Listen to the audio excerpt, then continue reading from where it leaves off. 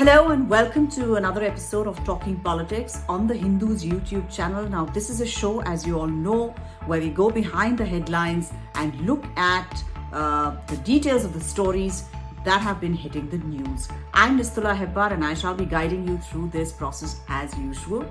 And this week, we shall be looking at a subject that is close to my heart, that is Maharashtra politics. I love all the complications there. It is a complicated state and caste diverse state, and therefore makes it all the more interesting for somebody interested in domestic politics. As a state, Maharashtra sends 48 MPs to the Lok Sabha and has always been very central to any government that is formed in Delhi. Now, this episode will specifically look at the OBC backlash to the agitation for reservations for Marathas.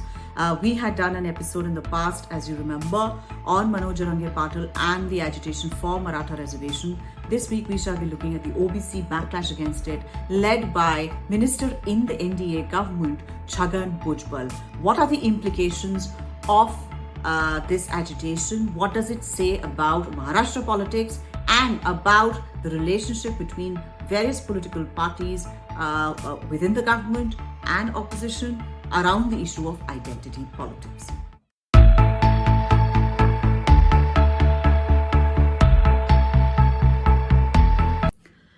As always, let's just go to the cream of the matter, as in what exactly happened. Now, as I had spoken about in my previous video on the Maratha reservation issue, Maratha is a caste diverse state. Maratha Kunbis form over 31% of the population according to the 1931 census, but they include communities like Maratha Kunbis, Marathas, Patels, Lewa Patels and Patidars.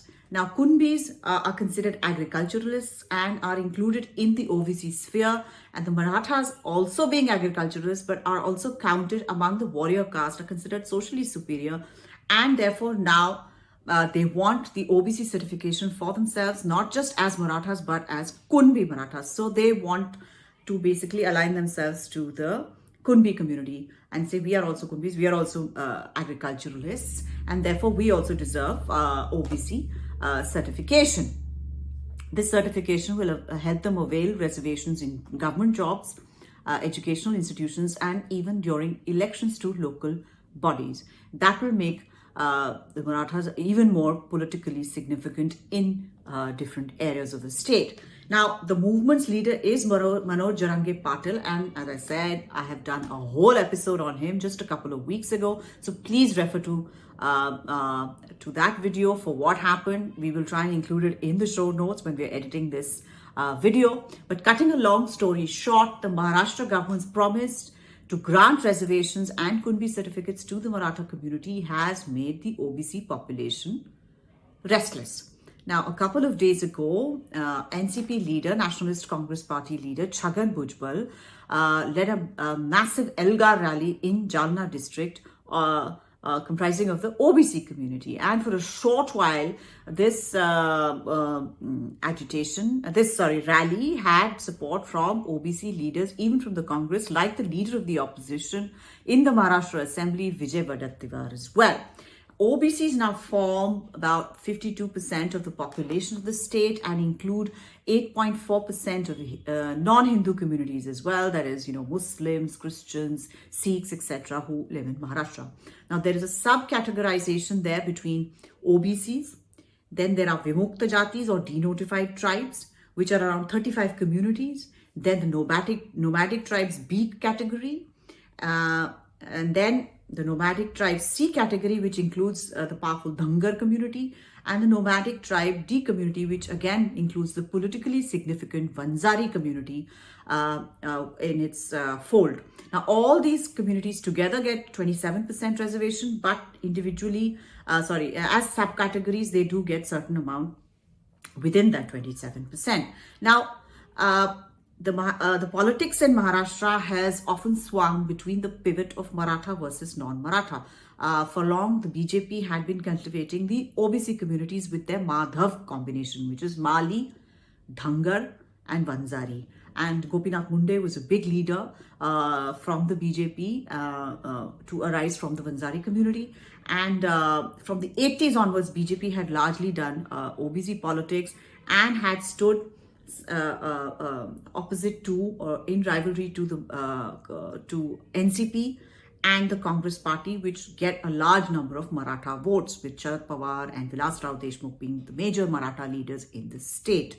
Now, however, Jarange-Patil's movement and his banning of politicians from going into villages connected to the agitation, and the aims of his agitation, and him, and other Maratha community people, less privileged Maratha community people, saying that we've had so many Maratha leaders from as chief ministers of the state, but they've not been able to get us reservations, etc. So therefore, please keep away. We will manage. We will do our agitation on our own. Basically, this has managed to alienate all the mainstream political parties from that agitation. And the OBC community, led by Chhagan Bhujbal, or invoked by Chhagan Bhujbal, let me put it this way, seems to be channeling some of that sense of alienation. Now, what is the aim of this blowback, so to speak, on the Maratha reservation agitation? Apart from registering opposition to Maratha reservation, a blowback and a warning to other parties that the Maratha agitation was not the only game in town, there are many theories afloat on why Mr. Bhujbal has led this counter agitation. Now, first, of course, is the theory of the personal ambition that Mr. Bhujbal is a strong OBC leader. He had been in the Shiv Sena earlier, then he shifted to NCP, which is largely a Maratha party, and now he finds that this is an opportunity for him to project himself as an OBC leader, especially when politics around OBCs, with the Congress asking for a caste census across the country and saying that if they do come to power in 2024, they will be going ahead with it. All of that seems to have given him a second wind. He feels that this is an identity issue that he can harness, and he can lead a mass agitation of OBC communities and coalesce them into a very strong base for himself. And stake a claim for the chief minister's chair if all goes well. Now, but it also reflects the differences in the NDA constituents. Now, as I said before, the BJP has always done politics with regard to the OBC communities in the state. It's a Maratha versus non-Maratha. They are on the side of the non-Maratha parties, but their government did in 2016 under Devendra Fadnavis accord reservations to the Maratha community, which was struck down by the courts. And therefore, BJP is looking at this agitation a little skeptically, saying that, here is somebody from the Ajit Pawar Nationalist Congress Party who is trying to make inroads into a set of communities who vote for the BJP. So they are a little suspicious about it. Although when I spoke to some leaders in Delhi-based leaders of the BJP, they felt that since the BJP does not have a credible face from the OBC community in the state, it is left to Mr. Bhujbal actually to mount a campaign such as this. This is also a kind of a pointer to the fact that the Eknath Shinde-led Shiv Sena, which is also a constituent of the NDA, has scored some points with regard to the Maratha agitation, because it was Eknath Shinde who spoke to Manoj Jarange-Patil to suspend his agitation and promised to grant Maratha reservations despite legal challenges. And he also kind of managed to make a rapport with Manoj Jarange-Patil by projecting himself as a non-elite Maratha. In Marathwada, blue-blooded Marathas, especially who say that they are from the warrior community, they are referred to as Shannav Kuli. And Eknath Shinde basically said that, he is a non-Shannav Kuli, and he's not a descendant of some nobleman or somewhere. He came from very non-privileged background, as does Manoj Jarange-Patil. He says, we are Marathas, but we are not the privileged Marathas. So the privileged Marathas can't understand our situation. You and I, we can talk. We talk the same language. We're on the same page. We have the same kind of life origins, etc. And therefore, he will manage to kind of strike a rapport with Manoj Jarange-Patil, which seems to have raised his stature in the state. And therefore, all of these, the three constituents seem to be having a little, a bit of a, what do you call it? They seem to be a little uncomfortable in terms of setting right with each other, because as I said, the NCP is also a Maratha-led party. Ajit Pawar, nephew of Sharad Pawar. So from within his own party, there is somebody who is challenging even Eknath Shinde's government.